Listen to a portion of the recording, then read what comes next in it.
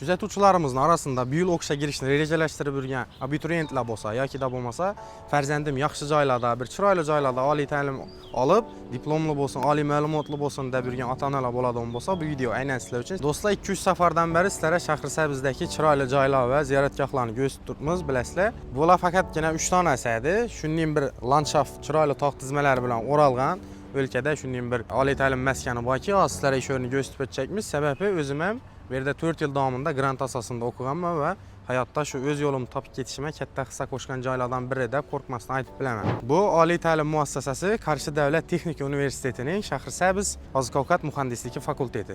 Bu fakultetda ko'plab yo'nalishlar bor. Misol uchun iqtisod yo'nalishi, kimyoviy texnologiya yo'nalishi va oziq-ovqat muhandisligining har xil yo'nalishlari bor. Bemalol o'zlaringiz qiziqadigan sohaga yo'nalishga kirib turib, oliy ta'lim olib, oliy ma'lumotli bo'lsangiz bo'ladi. Ina bu yerda talabalara ta'lim beradigan o'qituvchi professorlarni yozgan o'zlarining kitoblarini ko'rishlaringiz mumkin.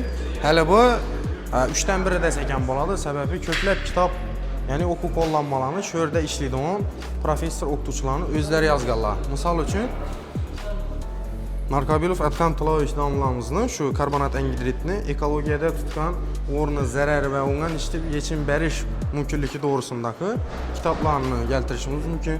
Bundan tashqari Yusupov nomlamizni shu IT sohasiga bog'liq bo'lgan kitoblar. Ko'plab shu o'zlarimiz doniydan professor o'qituvchilarning kitoblarini sho'rak Insta girgan qismida qo'yib qo'ydilar ekan. Oliy ta'lim jarayoniga kirib kelaverishingizda shunday odamni fikrlasha, ya'ni talabalarni fikrlasha majburlaydigan san'at asarlari qo'yilgan, faqatgina bu yerda emas, boshqa joylardan bor. Shu misol tariqasida aytib o'tchakmiz. Bu yer birinchi etajdagi kompyuterxona, bundan boshqadan ko'plab kompyuter zallari bor. Kelaversak, zamonaviy kompyuterlar bilan, ya'ni monobloklar bilan jihozlangan talabalar o'qishdan tashqari holatda bemalol kelib turib, kompyuter savodxonligi yoki da bo'lmasa shu o'zlarini o'qishlari uchun kerak bo'ladigan narsalarni bemalol bepul foydalanib biladilar. Internetlari hamma narsalar ulangan. Texnologik jarayonlar va qurilmalar yo'nalishining xonasi bir, laboratoriya xonasi. Har xil o'zine kerak bo'ladigan uskunalari o'rnatilgan, yine laboratoriya sifatida ko'rib foydalanishlari mumkin. Bundan talabalar teplobmennik 2 dona, undan tashqari shu oddiy havo kislorodidan ozon ishlab chiqaradigan apparatlar ham qo'yilgan. Bemalol bulardan ham foydalanib, har xil tajribalarni o'tkazsalar bo'ladi. Yine o'zlarining kompyuterlari ham bor bu yerda. Bu joy oliy ta'lim dargohidagi eng dinch joy, hech kim demaydigan joy, sabab kutubxona bu. Kirib kelaversak, elektron daskalar ham bor, ko'rishingiz mumkin kutubxonada. Shu bir odamli katib, stol-stullar bilan ta'minlangan har xil kitoblar, shu universitetni, ya'ni oliy ta'lim dargohining professor o'qituvchilari yozgan kitoblar ham bor. Bemalol kelib turib dars tayyorlab, kursdoshlari bilan birga kelib, mazat dars tayyorlab, ilm o'rganishlari mumkin. Yine ko'rishingiz mumkin shuncha kitob, hali bu hammasi emas.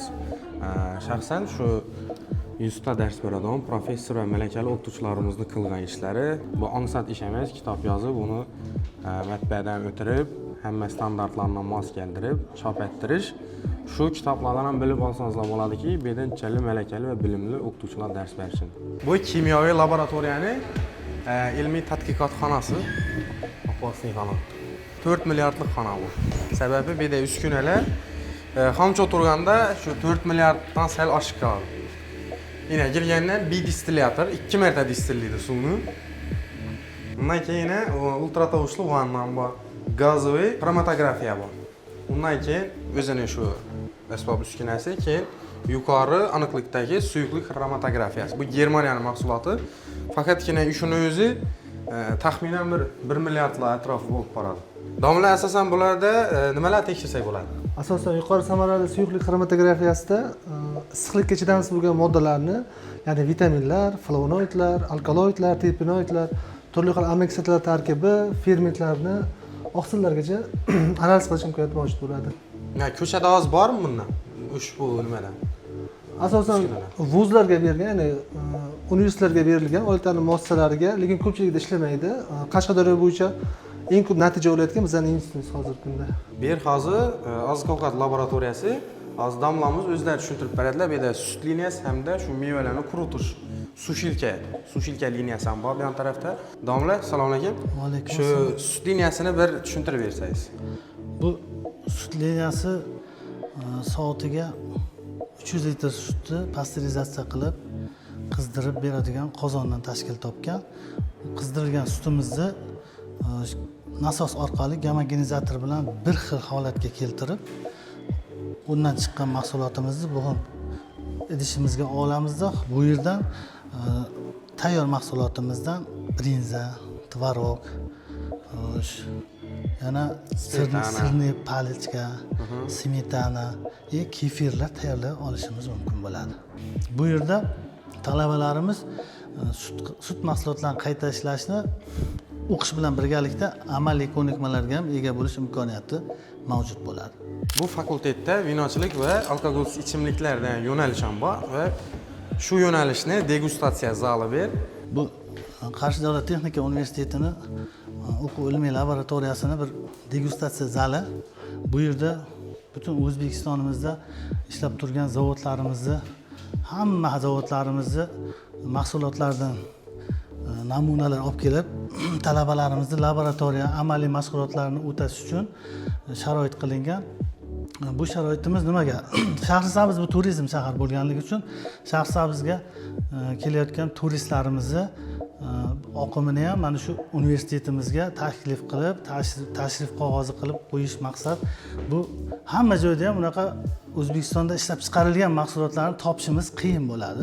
Shuning uchun biz mana shu Shahrisabz shahrida Qarshi davlat texnika universitetini laboratoriyasida shunaqa bir degustatsiya zali tashkil qilindiki, bunda O'zbekistonimizda hamma viloyatlarda ishlab chiqarilgan mahsulotlardan tashqari butun dunyoda, masalan, Italiyadan vinolar olib keltirilgan, Amerikadan vinolar, Irlandiyadan viski, Shotlandiyadan likyor mahsulotlari, undan tashqari bu yerda Gruziyadan chacha ichimligi, yana undan tashqari bitta bo'limimiz borki, bu bugungi kunimizda juda ham bir ommaviy bir e'tibor berishimiz kerak bo'lgan joyi alkogolsiz ichimliklar.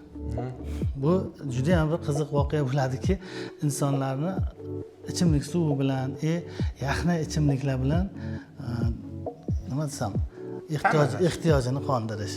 Chunki mana kunlar qizigan sari ehtiyoj ortib boraveradi.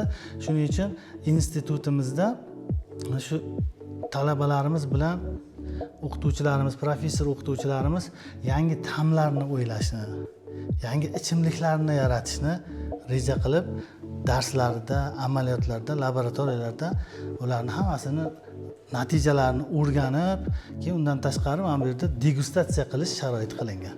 Bu xonamiz esa non va non mahsulotlarini ishlab chiqarish laboratoriyasi. Bu yerda har xil uskunalar yordamida amaliy darslarni shu talabalarimiz bajargan holda o'zlarini malakalarini oshirishlari mumkin. Bu universitetda yana ko'rishingiz mumkin, amerikalik shu oziq-ovqat texnologiyasi bo'yicha professor o'qituvchi kelib, malaka almashgan, bera kelib studentlarni bir oy davomida o'qitgan.